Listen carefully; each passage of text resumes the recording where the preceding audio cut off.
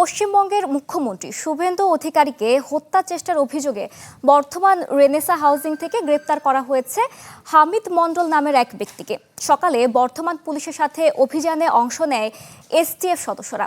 আরও জানাতে যুক্ত হচ্ছেন সহকর্মী শুভজিৎ পুততুন্ডু। শুভজিৎ, এ ব্যাপারে আপনার কাছে কি তথ্য আছে আমাদের জানাবেন। অভিযানের কি চলছে, কি এখনো কি অভিযান চলছে কিনা আমাদের জানাবেন।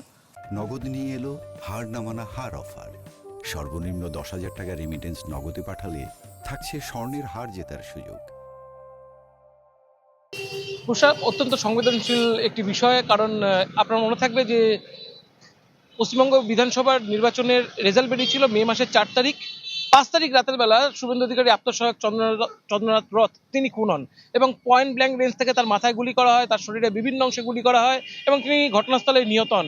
সেই ঘটনার তদন্ত এখনো চলছে। তার মধ্যেই একেবারে জৈশ ই মোহাম্মদের যে যোগ সেটা সামনে এলো।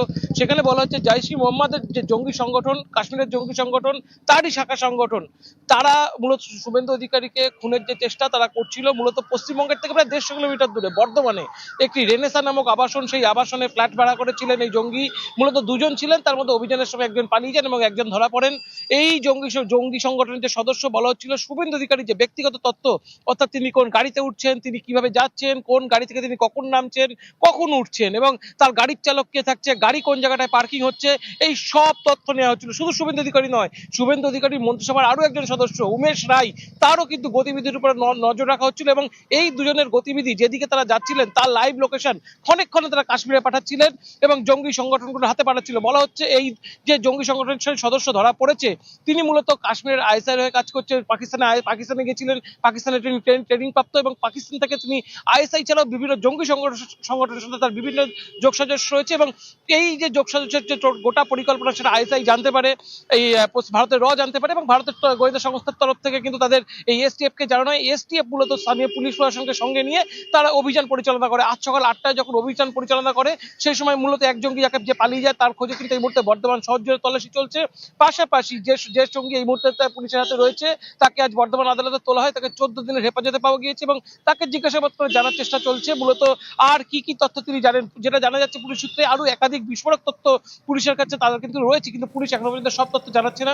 শুভেন্দু অধিকারী কিছুক্ষণ আগে তিনি নবান্ন অর্থাৎ সচিবালয়ে প্রেস কনফারেন্স করেছেন। তিনি তাকে যখন জিজ্ঞেস করা হয়েছে যে এই ঘটনা সম্পর্কে তিনি কি জানেন, তিনি বলছেন ঘটনার অনেক পরিধি অনেক বড়। এই মুহূর্তে তিনি যেহেতু একেবারে বিচারাধীন বিষয় বা যেহেতু পুলিশের তদন্ত চলছে এই ব্যাপারে তিনি কোনো মন্তব্য করবেন না।